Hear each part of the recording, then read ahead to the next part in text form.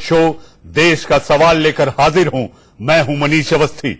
आप पिछले 3 दिनों से टीवी चैनलों पर साक्षी और अजितेश नाम के एक लड़के और लड़की की कहानी देख रहे हैं। दोनों एक दूसरे से बेइंतहा प्यार करते हैं। दोनों ने परिवार वालों को बताए बिना घर से भागकर शादी कर ली, मगर उसके बाद जो हुआ सवाल उस पर खड़े हो रहे हैं।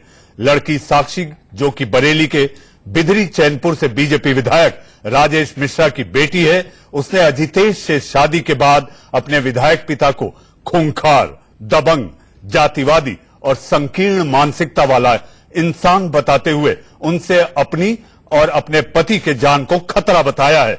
मगर अब साक्षी और अजितेश की शादी के साथ ही अजितेश को लेकर ऐसी हकीकत सामने आई है जिससे कई सवाल खड़े हो चुके हैं। आज उन्हीं और अपने पति के जान को खतरा बताया है। मगर अब साक्षी और अजितेश की शादी के साथ ही अजितेश को लेकर ऐसी हकीकत सामने आई है जिससे कई सवाल खड़े हो चुके हैं।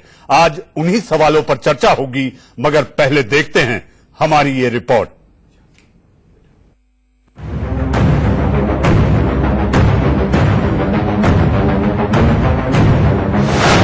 ब्राह्मण लड़की और दलित लड़के की शादी पर बवाल क्यों?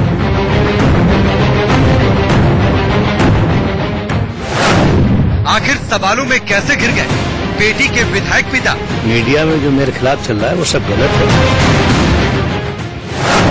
कौन बन गए हैं लड़के लड़की की जान के दुश्मन?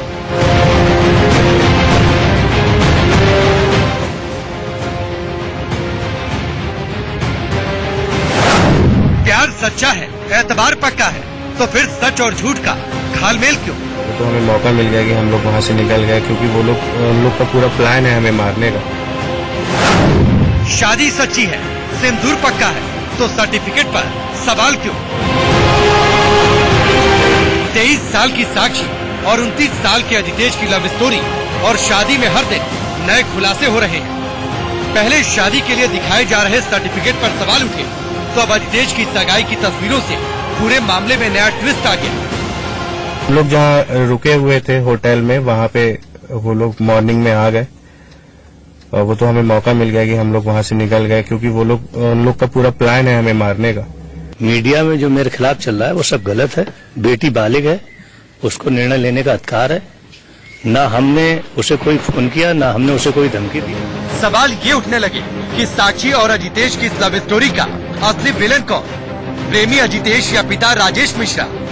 वही राजेश मिश्रा जो कि बरेली के बिधरी चैनपुर से बीजेपी के विधायक हैं, जिनसे साक्षी बार बार अपने और अपने पति की जान का खतरा बता रही है। मैं साक्षी और ये मेरे हस्बैंड अभी, हमने अपनी मर्जी से शादी कर ली है। और अब मेरे घर वाले जो हैं वो उन्होंने मतलब लोगों को पीछा लगा दिया है हमारे, और हम भागते भागते बहुत परेशान हो चुके हैं। और बस मैं बरेली के कप्तान से यही रिक्वेस्ट करना चाहूंगी कि वो हमारी प्रोटेक्शन के लिए सिक्योरिटी दें और हमारा ख्याल रखें, क्योंकि अगर हम हाथ आ गए तो वो पक्का हमें मार देंगे, पक्का। मतलब कोई दूसरा ऑप्शन ही नहीं है हमारे पास। साक्षी और अजितेश 2 जुलाई को घर छोड़कर भागे और जब सामने आए तो दावा किया कि 4 जुलाई को प्रयागराज के एक मंदिर में वो शादी कर चुके हैं। इनके मुताबिक तभी से राजेश मिश्रा के लोग इनके पीछे लगे हैं, जो इनकी हत्या करना चाहते हैं। हम लोग जहाँ रुके हुए थे होटल में, वहाँ पे वो लोग मॉर्निंग में आ गए और वो तो हमें मौका मिल गया कि हम लोग वहाँ से निकल गए, क्योंकि वो लोग, उन लोग का पूरा प्लान है हमें मारने का। वो लोग अपनी इज्जत बचाने के लिए या कुछ भी कह लीजिए, क्योंकि मैं एक दलित परिवार से हूँ, ये रीजन है। और वो लोग फिलहाल हमें मारना चाहते हैं, तो हम ये इसलिए मीडिया का सहारा ले रहे हैं मित्रों, कि हम लोग की जान बच जाए और हम लोग सेफ रहें। हाँ। और कोई रीजन नहीं है, क्योंकि अगर हम हाथ आ गए तो वो पक्का हमें मार देंगे, पक्का। मतलब कोई दूसरा ऑप्शन ही नहीं है हमारे पास। बरेली के वासी तो जानते ही हैं माननीय विधायक जी। साक्षी और अजितेश के गंभीर आरोपों पर पिता राजेश मिश्रा सामने आए और कहा कि मेरी तरफ से किसी को कोई खतरा नहीं। मीडिया में जो मेरे खिलाफ चल रहा है वो सब गलत है। बेटी बालिग है, उसको निर्णय लेने का अधिकार है। ना हमने उसे कोई फोन किया, ना हमने उसे कोई धमकी दी। हालांकि बेटी को अपने पिता की बातों पर बिल्कुल भरोसा नहीं। वो उनसे सुरक्षा के लिए इलाहाबाद हाईकोर्ट पहुंच गई। उधर पुलिस दोनों को पूरी सुरक्षा का भरोसा दे रही है। वो साक्षी ने रिक्वेस्ट किया मीडिया के माध्यम से, उनका खतरा है और उसको सुरक्षा मांग रही है। मैं 100% देने के लिए तैयार है और उनका किसी भी कहीं भी रहती है उसको सुरक्षा देने के लिए तैयार है यूपी पुलिस। और अभी हमको जानकारी मिला है यूपी में किसी मीडिया हाउस में वो बैठी है। मैं उनसे निवेदन करता हूँ, वो किसी भी किस जनपद में रह रही है उस जनपद के एसएसपी से संपर्क करेंगे। उस जनपद एसएसपी का मैं ऑलरेडी निवेदन कर चुका हूँ, वो उनके सिक्योरिटी प्रोटोकॉल के लिए तैयार है। मगर अब इस प्रेम कहानी में 2 नए टर्न जुड़ चुके हैं, जिससे इन दोनों की शादी और अजितेश की मंशा ही सवालों के कटघरे में है। अजितेश पर सवाल इन तस्वीरों के सामने आने से खड़े हुए। दावा है कि 2016 में अजितेश की सगाई भोपाल के रहने वाले हेमंत नायक की बेटी से हुई थी। सगाई में लाखों रुपए खर्च हुए, मगर कुछ महीने बाद अजितेश ने शादी से इनकार कर दिया। जी हाँ, जुलाई 2016 में एंगेजमेंट हो चुका था। दिसंबर 2016 की शादी की तारीख भी तय हो गई थी। जिस तरह से अजितेश ने एक तरीके से धोखा ही रहा है कि उसने दूसरी लड़के से शादी कर ली, कोई विधायक की बेटी से, लगता है धोखा हुआ है परिवार के साथ, आप लोगों के साथ। नहीं, देखिए, चूंकि मैं एक बेटी का बाप हूँ, मेरा दुख मैं ही समझ सकता हूँ सर, आप नहीं समझ सकते। और चूंकि मैं आपको बताना चाहता हूँ कि मैं एक मध्यम वर्गीय परिवार का व्यक्ति हूँ और मेरी 5 बेटियां हैं और मैंने किसी तरीके से अपना मैनेज करके एंगेजमेंट किया। दूसरा सवाल अजितेश और साक्षी की शादी के सर्टिफिकेट पर है। ये प्रयागराज के बेगम सराय का वही अति प्राचीन राम जानकी मंदिर है, जहां दोनों ने शादी का दावा किया। मगर इस मंदिर के पुजारी परशुराम जी का कहना है कि ना तो 4 जुलाई को यहाँ कोई शादी हुई, न ही वो शादी का सर्टिफिकेट जारी करने वाले साहित्याचार्य विश्वपति जी शुक्ल को जानते हैं। उसको यहाँ पर कोई नहीं जानता है, उसको कोई नहीं जानता है। ये जो बनवाया है सर्टिफिकेट तो गलत बना है, यहाँ कोई मतलब उसको नहीं मतलब है, कोई ये फर्जी है, सब बना हुआ, बनाने वाला फर्जी है, वो भी वैसे है जो बनाई रहीस वो भी झूठा है।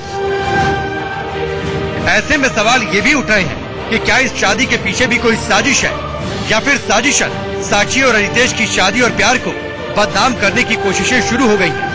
भोपाल से सरस्वती चंद्रा के साथ आशीष गुप्ता, बरेली, इंडिया न्यूज। एक बड़ी पुरानी कहावत है, मियां बीवी राजी तो क्या करेगा काजी। जी बिल्कुल सही है ये कहावत, क्योंकि दोनों बालिग हैं। आमतौर पर जब से ये 3 दिनों से लगातार ये ड्रामा चल रहा है, तब से मीडिया पर भी उंगलियां उठ रही हैं कि बेगानी शादी में अब्दुल्ला दीवाने। जी, लेकिन आज ये देश का सवाल इसलिए कि एक पत्नी ने अपने पति के जीवन की गुहार के लिए ये सीधे तौर पर आरोप लगाया है कि उसके पिता उसके सुहाग के पीछे पड़े हैं। जी हां, इसी को लेकर मचा हुआ है बवाल और मैं लेकर आया हूं देश का सवाल। जी हां, लफ्जों के साथ धोखेबाजी मेरे शो में नहीं होती और सोचे वही जो आप बेहिचक बोल सकें और बोले वही जिसका आप जवाब सुन सकें। लेकिन मुझे बाबुल फिल्म की एक लाइन याद आती है, कहता है बाबुल ओ मेरी बिटिया, तू तो है मेरे जिगर की चिट्ठिया, डाकिया कोई जब आएगा तुझको चुरा के ले जाएगा, कटेगा लम्हा कैसे तेरे बिना बता। तो बस क्या कलयुग में रिश्ते इसी तरह कलंकित हो रहे हैं कि जिस बेटी को पाल पोस कर बड़ा किया, क्या वही पिता उसके सुहाग के पीछे पड़ गया है? इसी को लेकर है आज देश का सवाल और इसी गंभीर मुद्दे पर हम चर्चा करेंगे। मेरे साथ स्टूडियो में एक बड़ा पैनल है। मुंबई से बीजेपी की तेज तर्रार प्रवक्ता शायना एनसी हैं। स्टूडियो में मेरे साथ हैं दीपक झा जो कि राजनीतिक विश्लेषक हैं। मेरे साथ एलन राव साहब जो कि कानूनी पक्ष बताएंगे कि आखिर इस तरह के विवाह को लेकर, और जो अभी आचार्य जी ने एक आपने बाइट सुनी राव साहब जिसमें उन्होंने कहा कि ये फर्जी सर्टिफिकेट जो सामने अजितेश ने पेश किया है ये उस मंदिर में विवाह हुआ ही नहीं और वो कागज वहां का नहीं। इसके अलावा मेरे साथ आचार्य सुरेंद्र शर्मा जी हैं जो कि धर्मगुरु हैं और वो बताएंगे कि इस तरह के जब विवाह होते हैं, हालांकि हिंदू संस्कृति में 8 तरह के विवाह को मान्यता है, उस पर भी चर्चा होगी। और मेरे साथ महिला एक्टिविस्ट योगिता भयाना मौजूद हैं। तो सबसे पहला सवाल शायना जी मैं आपसे करना चाहूंगा, चूंकि आप मुंबई में हैं और मुंबई का मौसम बड़ा सुहावना है, बारिश हो रही है, लेकिन इस मसले को लेकर दिल्ली के तमाम स्टूडियो में आंसुओं की बारिश जारी है। शायना जी, बीजेपी और संघ का सीधे तौर पे मानना है कि अंतर जातीय विवाह होने चाहिए। बीजेपी के विधायक को तकलीफ दिखाई देती है।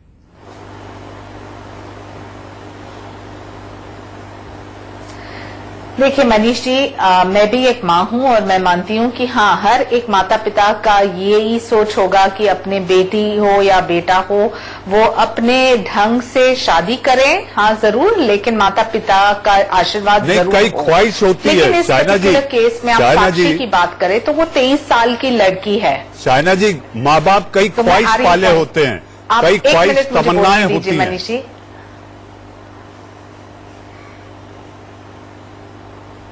जी मेरा कहना है कि साक्षी कोई बच्ची नहीं है, 23 साल की लड़की है।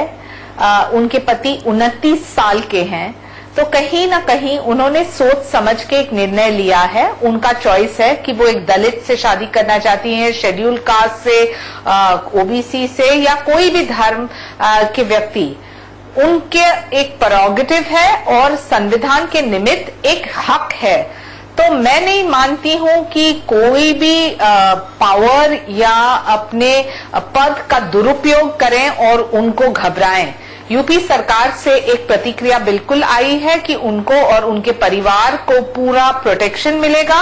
और हमारा मानना ये है कि भारत जैसे विशाल देश में बहुत सारे मजहब के लोग रहते हैं, अमन से रहते हैं, और इंटरकास्ट मैरिज में कोई गलत बात नहीं है। जो आप एक एडल्ट है और आपने सोच समझ के एक निर्णय किया। और रही बात कि जो कोई समाज के ठेकेदार बनना चाहते हैं और ऑनर किलिंग की बात करते हैं, तो मैं तो पहले कहूंगी कि आप पहले महिला का सम्मान कीजिए, उनको ऑनर कीजिए, उनकी मन की बात समझ लीजिए।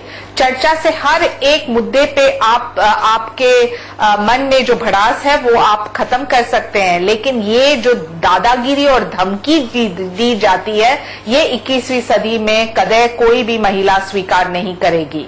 शाइना जी, लेकिन और करना भी नहीं चाहिए। शाइना जी, ये धमकी केवल साक्षी और अजितेश कह रहे हैं, इसके प्रमाण और साक्ष्य कुछ भी सामने नहीं है। लिया ये वाला, सॉरी शाइना जी, ये साक्षी और अजितेश कह रहे हैं। और क्या आपको लगता है कि साक्षी कहीं ना कहीं अजितेश के दबाव में आकर अपने माता पिता पर उंगली उठा रही है और ये कह रही है कि भाई हमारी जान के पीछे पड़े हुए हैं, लोग उनको फॉलो कर रहे हैं?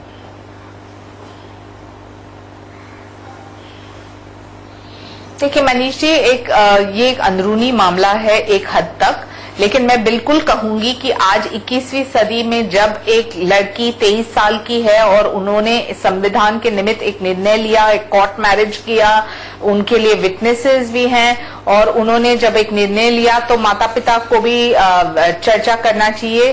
क्या है हकीकत, कौन साजिश कर रहा है, कौन समाज के ठेकेदार बनना चाहते हैं, कौन ऐसे प्रिटेंड कर रहे हैं या नहीं कर रहे हैं। प्रशासन बिल्कुल इनकी रक्षा करेगी। आप सहमत हो ना हो, ये उनकी एक व्यक्तिगत राय मत हो सकती है। जहां तक ये कहना कि कौन गुनहगार है और कौन सच बोल रहा है, झूठ बोल रहा है, तो मुझे लगता है कि कानूनी तौर पे पता चलेगा। शाइना जी, आपसे दीपक झा कुछ बोलना चाह रहे हैं, राजनीतिक विश्लेषक हैं, वो आपके जवाब पर कुछ कहना चाहते हैं। दीपक। शाइना जी, देखिए, एक बहुत पीड़ादायक बात होती है किसी बाप के लिए कि उसकी बेटी इस तरह से कुछ हो जाए, लेकिन आप जिस भाजपा से आती हैं, जिस भाजपा का चाल चरित्र और संस्कार की बात करते हैं, हम वो सर्व धर्म सर्व जाति को एक साथ लेने की बात करते हैं, तो इनकी ऐसी क्या मजबूरी रही होगी? राजेश मिश्रा जी को तो पता चल गया होगा कि इनकी बेटी का अफेयर चल रहा है। वो लड़का आता जाता था, वो घर में भाई का दोस्त था, ये जो अभी मेरे को पता चला है, तो बिल्कुल पूरी तरीके से पता चल गई थी। अगर क्या मिश्रा जी की ऐसी कौन सी मजबूरी थी कि जो भाजपा के चाल चरित्र और संस्कार को उन्होंने एक्सेप्ट नहीं कर पाए? ये मैं जानना चाह रहा हूं आपसे, क्योंकि यहाँ पे दोहरा चरित्र आ जाता है। वो कहे कि मुझे दलित लड़का नहीं चाहिए, वो अलग बात है।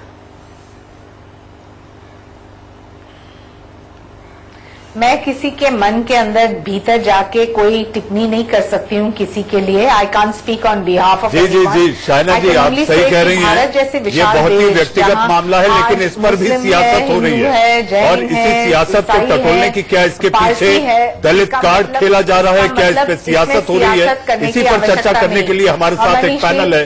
दीपक झा, मैं आपके पास आऊंगा, मेरे साथ आचार्य सुरेंद्र शर्मा जी भी। मैं समझ रहा हूँ, संक्षेप में कहना चाहती हूँ कि मेरी माँ एक बोरा मुस्लिम है, मेरे पिताजी एक हिंदू राजपूत है, मेरे पति एक मारवाड़ी जैन है, और मुझे लगता है कि भारत की विशेषता यही है कि अनेकता में एकता। मेरी एक सोच है कि we must accept, respect and assimilate. आज आप ये बात हमको समझा रही हैं, अपने एक एमएलए को नहीं समझा पाए, भाजपा के एक माननीय विधायक को नहीं समझा पाए कि भारत में विविधता में एकता है। ये आपके भाषण जरा मैच नहीं कर पा रहे आपकी बातों से। और दूसरी बात ये कि आप बार बार समाज के ठेकेदार, बार वो कौन से समाज के ठेकेदार हैं? आप उनको सामने बताइए, उनका विश्लेषण कीजिए, कौन से समाज के ठेकेदारों को आप बार बार कह रही हैं। आज सारा देश साक्षी के साथ हमदर्दी रखता है, सारा देश साक्षी इज बोर्ड, वो बहुत बहादुर लड़की है, लेकिन थोड़ा सा उसको मिश्रा जी को भी आने में, अपनी स्थिति में उन्हें ब्लेसिंग। आज सारा देश साक्षी के साथ हमदर्दी रखता है, सारा देश साक्षी इज बोर्ड, वो बहुत बहादुर लड़की है, लेकिन थोड़ा सा उसको मिश्रा जी को भी आने में, अपनी स्थिति में उन्हें ब्लेसिंग करने में थोड़ा समय लग सकता है। देखिए, सभी फादर चाहते हैं अपने तरीके से विवाह करना, लेकिन वो जब तक उनको आशीर्वाद देने की स्थिति आने में, मानसिकता बदलने में थोड़ा सा तो समय लगेगा। और आप तो बीजेपी प्रवक्ता हैं, आप तो उनको कह सकती हैं, डायरेक्ट कह सकती हैं कि भाई आज हिंदू धर्म के लिए एक आदर्श पेश किया जाए, कि आज एक आदर्श मिश्रा जी पेश करें, वो स्वीकार करें इस नए रिश्ते को और आशीर्वाद दें, और हिंदू धर्म और बलिष्ठ हो जाएगा। जो मोदी जी कहते हैं कि मैं पिछड़ी जाति का हूं, मैं नीच जाति का हूं, मोदी जी अपने भाषणों में बोलते हैं, तो फिर वो नीच जाति का और दलित व्यक्ति को दीपक मुझे अभी एक छोटा सा ब्रेक लेना है। मैंने योगिता और एल.एन. राव साहब को अभी डिबेट में नहीं लाया है। एक छोटे से ब्रेक के बाद देश का सवाल इस गंभीर मुद्दे पर जारी है।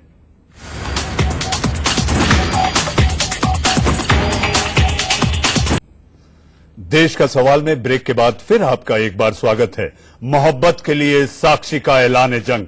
योगिता, साक्षी जिस तरह से आरोप लगा रही है, आपको लगता है कोई पिता इस तरह से किसी की जान के पीछे पड़ जाए, उसके सुहाग के पीछे पड़ सकता है?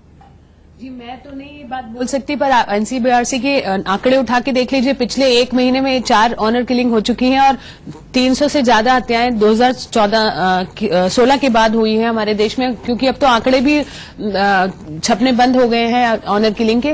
बट ऐसा तो नहीं है हमारे देश में ऑनर किलिंग नहीं होती है। ये पहले पिता है जो पीछे, और ये लड़की झूठ बोल रही है। हर बार लड़की को क्यों ये प्रमाण देना पड़ता है कि वो सच कह रही है? क्यों नहीं हम उसकी बात को एज इट इज लेते हैं और फिर हम बात करते हैं महिला सुरक्षा आएगी, रेप रुकेंगे? कैसे रुकेंगे? जब एक महिला बोलती है, सोशल मीडिया का सहारा लेती है, वो कहती है कि मेरा पिता मुझे तंग कर रहा है, तो क्या ये इस बात पे भी सवाल उठाने हमारे बनते हैं क्या? एक छोटा सा सवाल मेरा है, क्या साक्षी इस उम्र में इतनी परिपक्व हो गई है कि वो अपने जीवन के फैसले ले ले? देखिए, कानून ने 18 के बाद परिपक्वता दिखा दी है। 23 बहुत अच्छी उम्र होती है सब समझने के लिए। 23 साल कोई छोटी उम्र नहीं है।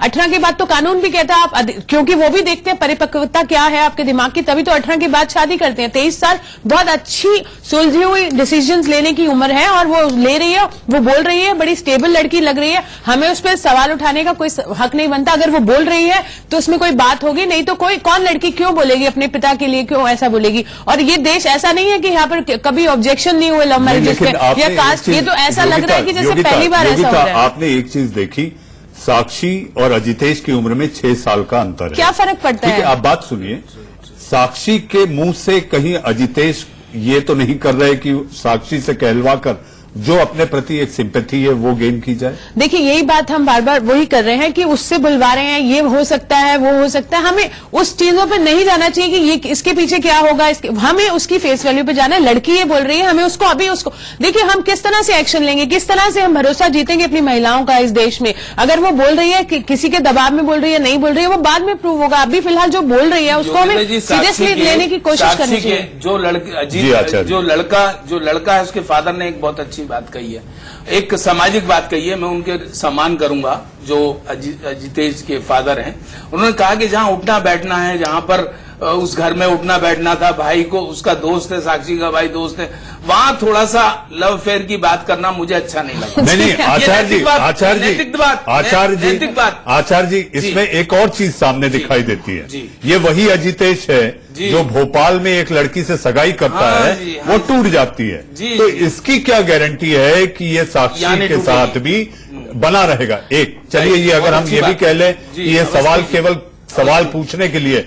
एक और बात, जब अगर वो आचार्य मंदिर के यही कह दे रहे हैं कि ये प्रमाण पत्र फर्जी है, तो इसकी सोच में ये बात नहीं पल सकती, ये कैसे नहीं कह सकते? देखिए, मैं आपको दो बातें हैं, हम अलग अलग बातों में जा रहे हैं, हम ज्यादा ही पर्सनल उसमें जा रहे हैं कि वो दोस्त का भाई था या जो भी था।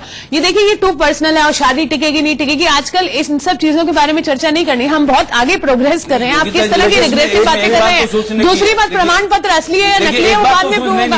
वो लड़की जो बोल रही है, आप उस पर क्यों नहीं भरोसा कर सकते? क्या प्रमाण पत्र की आप बातें करते हैं? क्यों? वो जब कह रही है उसकी जान, सबसे बड़ा मुद्दा है। अगर वो कह रही है मेरी जान, देखिए गलत बात है। आप प्रमाण पत्र करके किसी के दबाव में किस तरह की बातें आप करेंगे? किस तरह की छोटी बातें करेंगे? भाई का दोस्त था तो उसको नैतिकता दिखानी चाहिए। नहीं, अब भी पता नहीं छोड़ देगा, सगाई हो चुकी। अरे हम 21वीं सदी में रह रहे हैं, सगाइयां होती है, टूट जाती है, शादियां तलाक हो रही है। यदि कोई लड़की ऐसा कर दे, सपोज करो, मैं आपसे प्रश्न करता हूँ, आपकी डॉटर ऐसा स्टेप उठाए, थोड़ा सा तो समय लगेगा ना? आप डिफाइन कर दीजिए। नहीं जी, कोई समय नहीं लगना चाहिए। एक बात बताइए, क्या आप इस बीच एल.एन. राव साहब को भी लाना है, लेकिन उसके पहले चूंकि राव साहब आप लीगैलिटी का पक्ष रखेंगे कि कानून क्या सोचता है, किस तरह से चीजें आगे बढ़ी तो सही थी या गलत। लेकिन इस बीच भोपाल से हेमंत नायक जी हमारे साथ जुड़ गए। हेमंत जी, आप मुझे सुन पा रहे हैं? जी सर, सुन पा रहा हूं। हेमंत जी, अजितेश को लेकर जो तमाम बातें सामने आ रही हैं, आपको क्या लगता है कि अजितेश जो ये एक तो आपकी बेटी के साथ जो हुआ वो आपने बयां किया कि भाई सगाई हुई थी, विवाह नहीं हो पाया, आज आपको अजितेश का आचरण कैसा दिखाई देता है?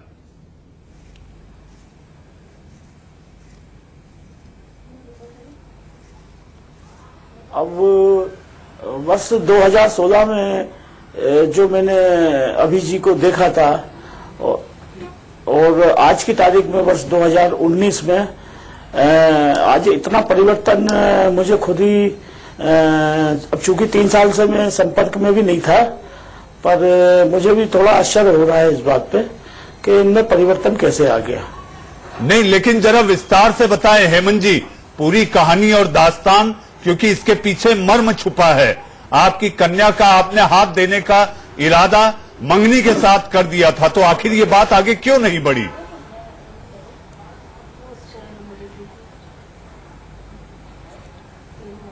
जी, जहां तक मैंने बताया भी है और कहा भी है कि 10 जुलाई 2016 को मेरी बच्ची का एंगेजमेंट बरेली निवासी अभी सिंह जी से यहाँ भोपाल में एक स्थानीय होटल में संपन्न हुआ। सारा कार्यक्रम 2 दिन का कार्यक्रम था, हर्षोल्लास से संपन्न हुआ और इस दौरान अभी जी के पूरा परिवार, उनके पूरे रिश्तेदार बरेली से 60 से 70 लोग आए। उनका मैंने स्वागत सत्कार किया जैसा कि मेहमान अपने घर आता है और 10 तारीख को एंगेजमेंट का कार्यक्रम पूरा निपटाया। 11 तारीख को फिर मैंने कार्यक्रम निपटाया और बहुत अच्छा माहौल था, बहुत अच्छा वातावरण था और सारा कार्यक्रम हंसी खुशी संपन्न हुआ। इस दौरान इसके बाद शादी की तारीख भी डिसाइड कर दी गई उन लोगों को। हेमंत जी, मैं आपके पास फिर आ रहा हूं। मुझे एक छोटा सा ब्रेक लेना है। ब्रेक के बाद हेमंत नायक की जुबानी सगाई की कहानी देश का सवाल में जारी है। ब्रेक के पहले हम भोपाल से हेमंत नायक जी को सुन रहे थे, उनकी जुबानी कि आखिर अजितेश और उनके बीच क्या हुआ था। हेमंत जी, मैं आपके पास दोबारा आता हूं, आप अपनी बात पूरी करें। नायक जी, आप अपनी बात पूरी करें। जी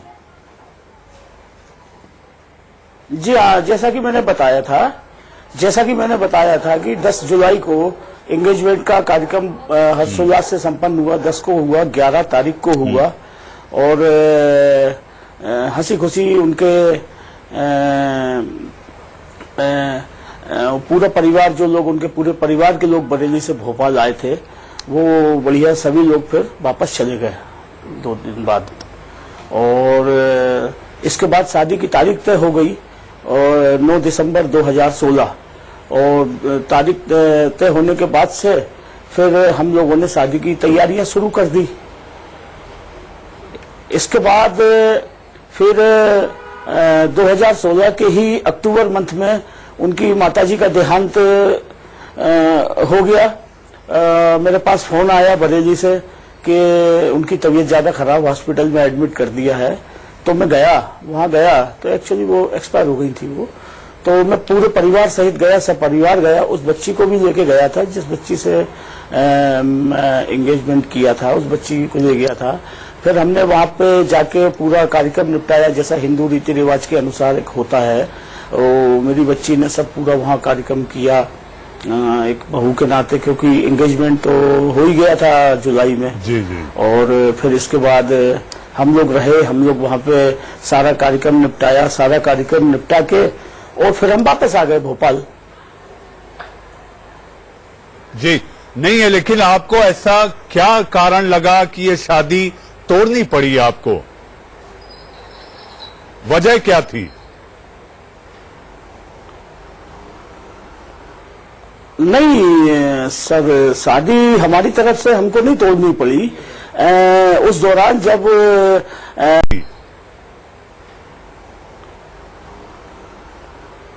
नहीं सर, शादी हमारी तरफ से हमको नहीं तोड़नी पड़ी। उस दौरान जब हम लोग गमी वाले कार्यक्रम में गए थे और जब वहां से हम वापस आने लगे तो मेरी पत्नी ने मुझे बताया, मेरे बच्चों ने मुझे बताया कि अब चूंकि बीना जी का देहांत हो गया है, उनकी माताजी का तो देहांत हो गया है, तो अब इनके व्यवहार में कुछ बदलाव आ गया है, कुछ चेंजेस आ गया है। और अब मुझे ऐसा लगता है कि ये अपने घर शादी करने के मूड में नहीं है। तो मैंने अपनी पत्नी बच्चों से कहा कि भाई देखते हैं, मैं उनसे बात करता हूँ, हरीश जी से बात करता हूँ, उस बच्चे से बात करता हूँ, मैं पूछता हूँ कि भाई क्या बात है। फिर मैंने अक्टूबर का मंथ निकाल के नवंबर में मैंने फोन लगाया उनको बुलवाया, उनसे बातचीत की और अभी जी आए। अभी जी को मैंने कहा कि भाई 9 दिसंबर नजदीक आ रही है तारीख और अब अपने को शादी की तैयारी कैसी क्या करनी है।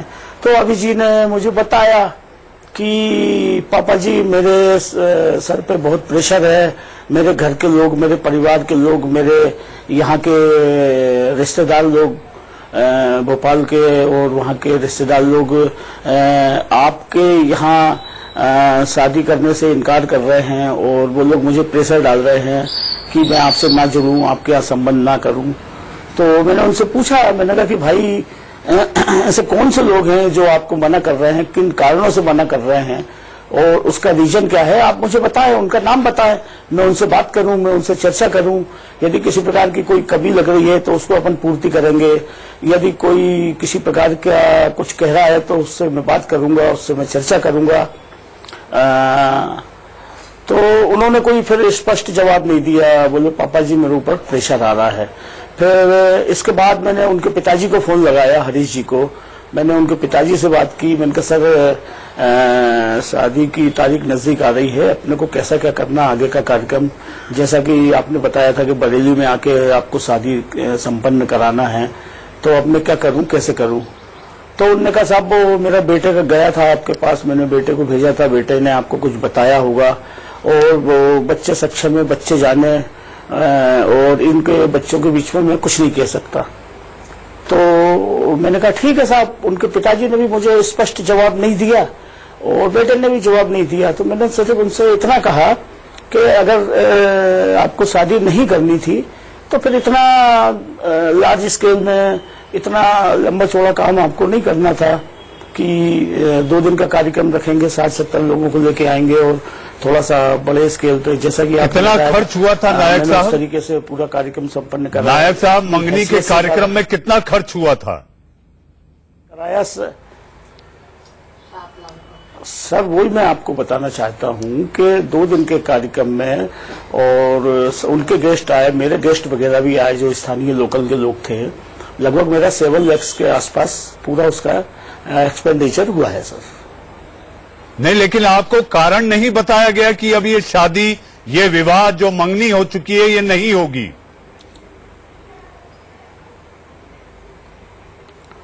नहीं, उसका कोई रीजन नहीं बताया सर, ना बेटे ने बताया ना उनके पिताजी ने बताया मुझे कि किस कारण से वो शादी नहीं करना चाहते। मैंने उनसे पूछा भी। नहीं, आप अजितेश और हितेश दोनों को जानते हैं। साक्षी ने जो ये अजितेश के साथ विवाह करने का फैसला किया, आपको लगता है ये सही है? क्योंकि आप अजितेश को भी जानते हैं और अजितेश हमारे साथ स्टूडियो में नहीं है।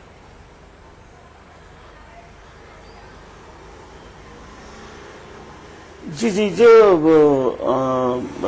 अभी सिंह जी हैं, जो जिनसे मेरे बच्चे की बात हुई थी, वो अभी सिंह जी हैं, जैसे उन्हीं का नाम अजितेश जी है। जी जी, आप उन्हीं की? हाँ, मैं उन्हीं की बात कर रहा हूँ, उन्हीं की बात कर रहा हूँ। क्या कह रहे थे सर? मैं आपसे ये कह रहा हूँ, साक्षी ने जो अजितेश के साथ विवाह कर लिया है, आपको लगता है कि साक्षी का फैसला सही है? चूंकि आपने अजितेश को नजदीक से देखा है, आपने अपने बेटी का हाथ उसके हाथ में देने का संकल्प लिया था मंगनी कर। बहुत नजदीक से मैंने अजितेश जी को बहुत नजदीक से देखा, उनके परिवार को बहुत नजदीक से देखा है, और इसी आधार पर मैंने अपनी बच्ची का संबंध तय किया है। लेकिन इस घटना को 2016 के बाद से इस 2019 तक, इन विगत 3 वर्षों में बरेली में क्या हुआ क्या नहीं हुआ, मैं चूंकि इनके संपर्क में नहीं था, ये लोग भी मेरे यहाँ नहीं आए, इन्होंने फोन भी नहीं लगाया और मैं इनके संपर्क में नहीं था, तो इन्होंने 3 वर्षों में क्या किया क्या नहीं किया, मुझे तो अभी सर ठीक 2 दिन पहले मीडिया के माध्यम से और मेरे रिश्तेदारों के फोन के माध्यम से मुझे पता चला कि अभी सिंह जी ने किसी दूसरी समाज में शादी कर ली है। जी, तो आपको लगता है? से पता चला। नहीं, मेरा सवाल नायक साहब आपसे ये है कि आपको लगता है कि साक्षी सुरक्षित हाथों में है?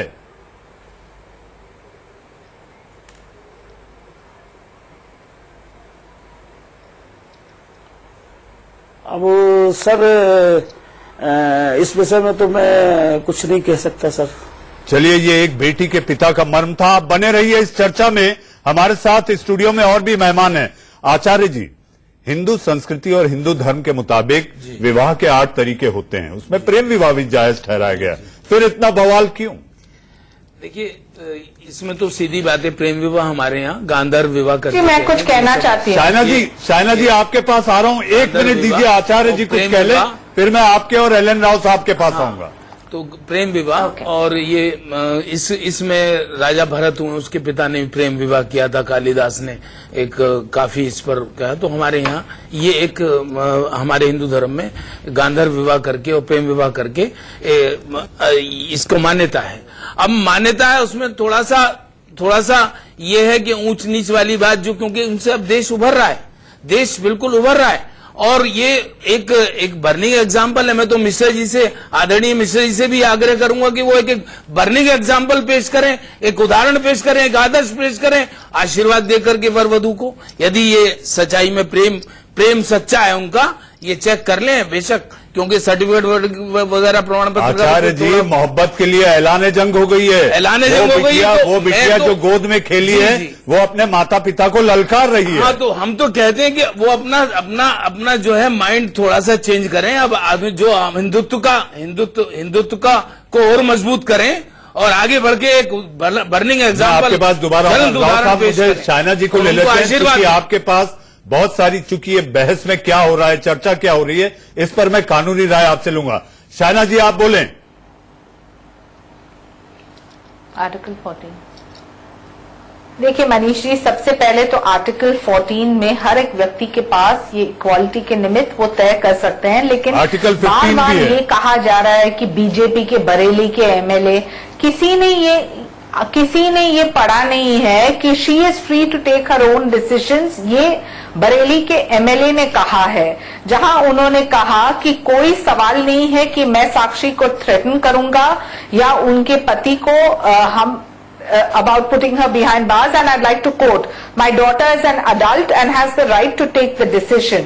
ये राजेश मिश्रा का ऑफिशियल स्टेटमेंट है, जहां उन्होंने कहा कि कोई भी सवाल नहीं of threatening by any member of my family और एनी पर्सन एसोसिएटेड।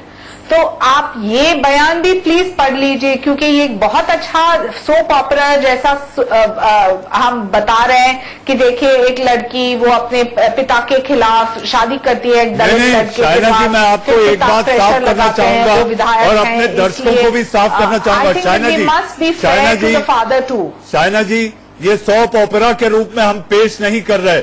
इसकी गंभीरता ये है कि एक पत्नी अपने पति की जान को लेकर गुहार लगा रही है, उसके पति की जान उसको खतरे में दिखाई दे रही है। हम कभी भी इससे किसी तौर पर बवाल खड़ा कर जैसा कि हमने पहले कहा, बेगानी शादी में अब्दुल्ला दीवाने वाली बात नहीं।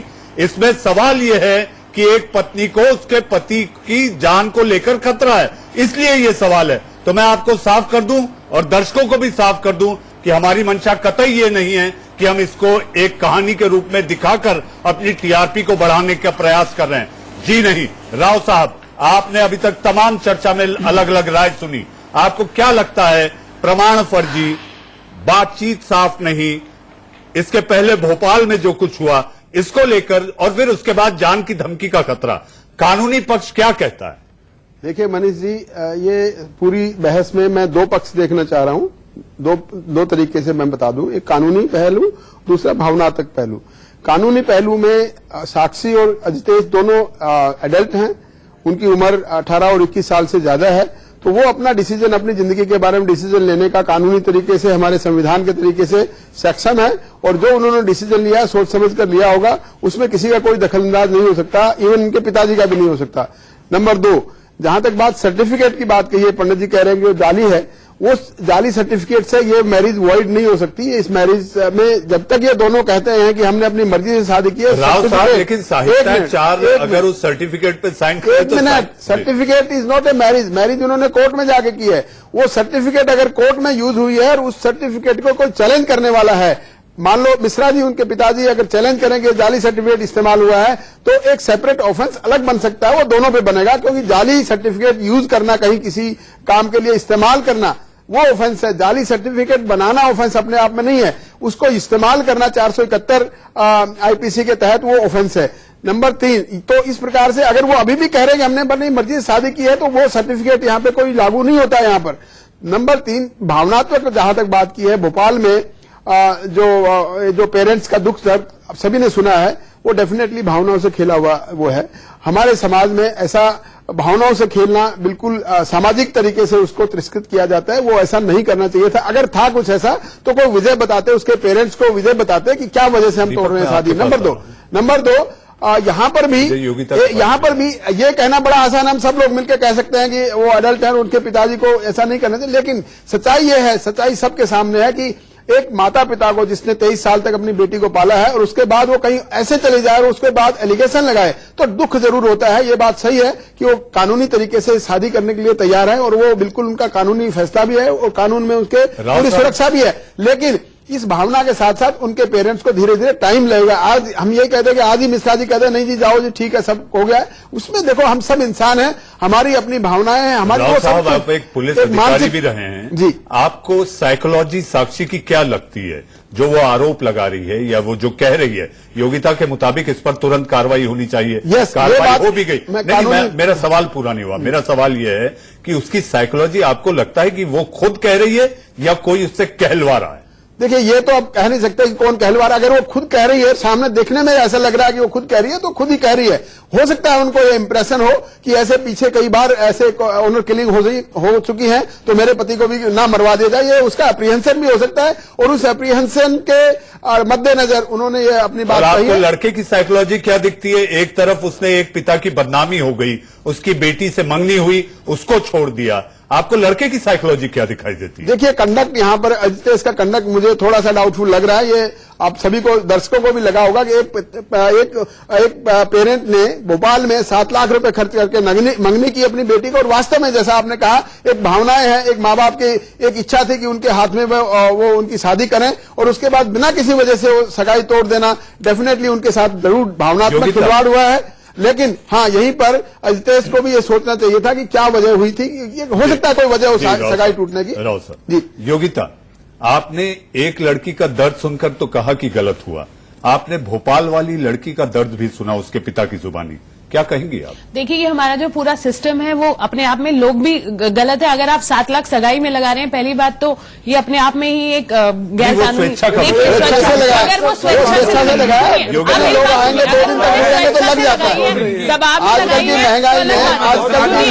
आर्ग्यूमेंट, एक मिनट मुझे बात करने दीजिए, एक मिनट मुझे बात करने दीजिए। सामाजिक कुरीतियां हैं, एक मिनट मेरी बात सुनिए। ये सामाजिक कुरीतियां ये वैसे भी जानी चाहिए, ये कोई मतलब नहीं बनता सगाई में इतना पैसा खर्च करने का।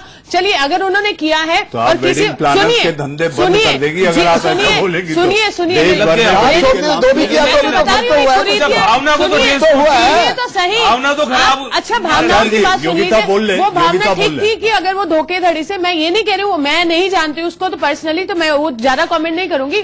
जिस भी वजह से सगाई टूटी, हो सकता है साक्षी ही वो वजह हो, हमें इतना पर्सनली उसमें ना जाके ये देखना चाहिए कि अभी जो भी सगाइयां हमारे देश में टूटती हैं, शादियां टूट रही हैं, वकीलों के धंधे फिर आप बंद कराएंगे अगर आप कहेंगे कि सगाइयां ना टूटे, शादियां ना टूटे। वजह होती है, टूटती हैं, हो सकता है ये गलत है, पर उसको इस बात से लिंक नहीं करना चाहिए। एक छोटा सा सवाल है, यू नेवर नो उसके क्या आपको अजितेश का कंडक्ट आपने दोनों देख लिया जी, एक के साथ 7 फेरे ले लिए और दूसरे को छोड़ दिया जी। आपको अजितेश का कंडक्ट कैसे? जी, मैं उसको जज नहीं करना चाहती हूँ, उसकी एक सगाई टूटने की वजह से ना हमें किसी को जज करने का अधिकार है। यू नेवर नो उसके क्या आपको अजितेश का कंडक्ट आपने दोनों देख लिया जी, एक के साथ 7 फेरे ले लिए और दूसरे को छोड़ दिया जी। आपको अजितेश का कंडक्ट कैसे? जी, मैं उसको जज नहीं करना चाहती हूँ, उसकी एक सगाई टूटने की वजह से ना हमें किसी को जज करने का अधिकार है। हमारे घरों में शादियां टूटती हैं, सगाइयां टूटती हैं, मुझे नहीं लगता हमें किसी को इस आधार पर जज करना चाहिए कि उसकी सगाई टूटी या उसने तोड़ी। लड़की के पिता उसके कंडक्ट को शक करने की एक और भी वजह है। नहीं है आपकी उनके 7 लाख रुपए लग गए, उनकी लड़की क्यों लगाए उन्होंने? 7 लाख नहीं, 2 भी लगे हों, 2 भी लगे हों। दोनों लड़कियों के पक्ष को आपको इनको जाना पड़ेगा, आपको हेमंत जी 7 लाख क्यों लगाए आपने? क्यों आपको अपनी बेटी पे विश्वास नहीं था कि बिना सगाई पे 7 लाख लगा? आपकी बेटी इतनी सक्षम नहीं है कि शादी कर पाती, किस लिए आपने 7 लाख नहीं लगाने चाहिए? ये गलत बात है। ये कहाँ से आते हैं ये पैसे जो बेटियों की शादी? इसीलिए गंभीर है। मुझे एक छोटी सी ब्रेक लेनी है, ब्रेक के बाद देश का सवाल में लगातार ये गर्मा गर्म चर्चा जारी है। बेटियों को बोली लगता है। ब्रेक के बाद देश का सवाल में फिर एक बार आपका स्वागत है। हेमंत जी, आप मुझे सुन पा रहे हैं? यहां पर मेरे साथ स्टूडियो में योगिता जी बैठी हुई हैं, उनका आपसे सवाल है कि आखिर आपने मंगनी में 7 लाख रुपए क्यों खर्च किए?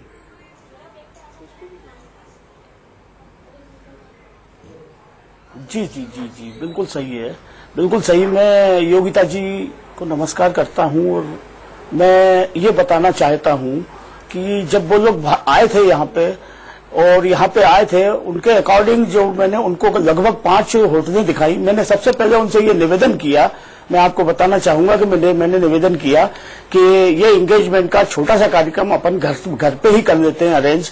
घर में मैं सारी व्यवस्थाएं करवा दूंगा, टेंट लगवा दूंगा, घर में ही सारी व्यवस्थाएं करवा दूंगा, आपके मेहमानों को रुकवा दूंगा, ये रिस्पांसिबिलिटी मेरी है, मैं घर पे करा दूंगा। उन्होंने कहा नहीं, हमारे अकॉर्डिंग आपको होटल में ही बुक करना है, होटल बुक करना है, होटल में रहना है और मेरे गेस्ट आएंगे उनको होटल में रुकवाना है तो मैंने उनके कहे अनुसार उनको मैंने भोपाल की लगभग 5 होटलों का ले गया, उनको दिखाया, और इसके बाद जब उनको वो होटलें पसंद नहीं आई तो जो 6वीं होटल जो उनको पसंद आई वो मुझे फिर मजबूरन बुक करना पड़ा। हेमंत जी, मेरा एक छोटा सा सवाल है। कहना था कि मेरा जो पर्टिकुलर इंडिविजुअल व्यक्ति, मेरा एक छोटा सा सवाल है, क्या आप अपनी चादर से ज्यादा जाकर मंगनी पे खर्च किया था आपने?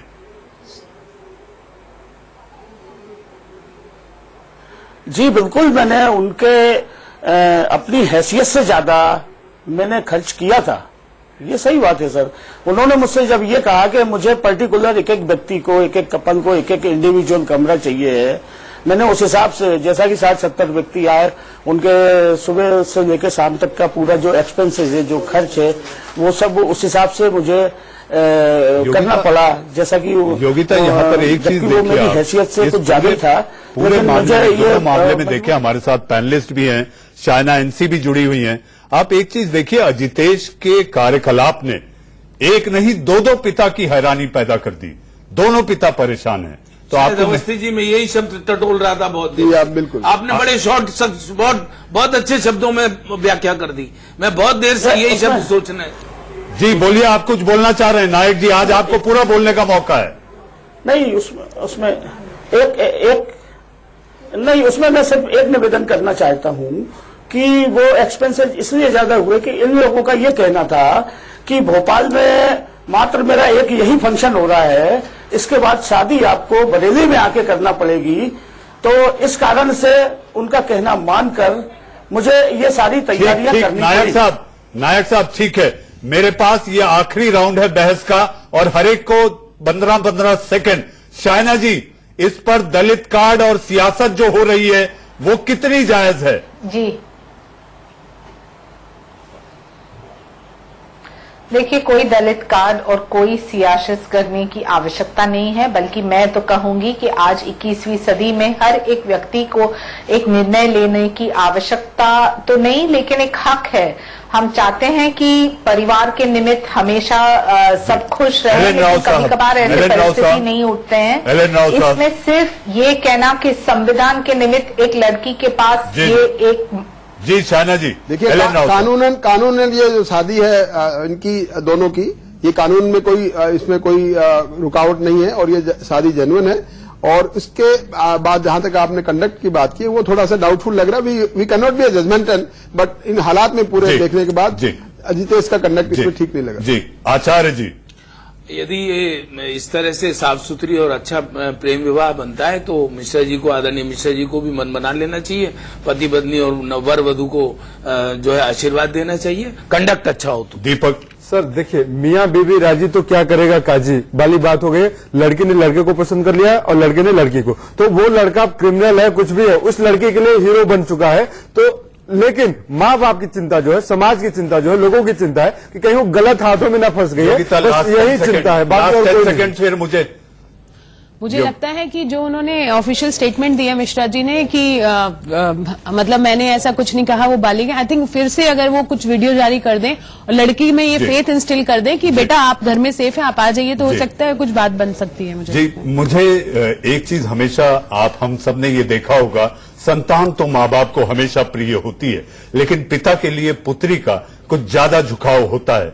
तो मैंने अपने कार्यक्रम की शुरुआत जिस बाबुल फिल्म के गाने से की थी, मुझे ऐसा लगता है कि आज इस चर्चा का अंत भी उसी से करूं। तो सुहागन रहे, संग साजन रहे रात दिन, इस खुशी के लिए मैं हर सितम उठा लूंगा। बाबुल तो दिल से दे रहा है दुआ, खुशी के साए में हो तेरी जिंदगी। इसी भावनाओं के साथ कि हमारा मकसद कहीं भी इस पर ड्रामा कर कर अपनी टीआरपी के लिए कुछ चर्चा करना नहीं था। हमारी कोशिश थी कि किसी न किसी रूप में जो सरोकार है उसको सामने लाएं। देश के सवाल में आप लोग जुड़े, बहुत बहुत धन्यवाद।